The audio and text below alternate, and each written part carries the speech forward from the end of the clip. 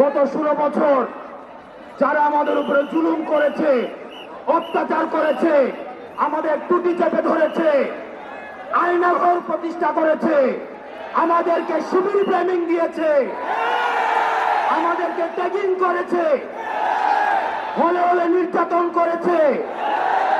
আমাদের ভাইদের উপর অমানসিক মধ্যযুগীয় কায়দায় অত্যাচার করেছে,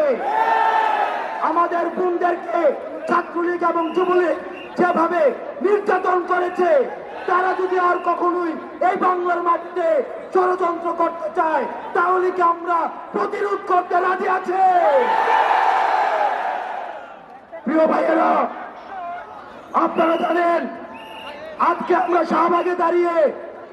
আমরা যে কথাটি বলছি এটি আমাদের 16 বছরের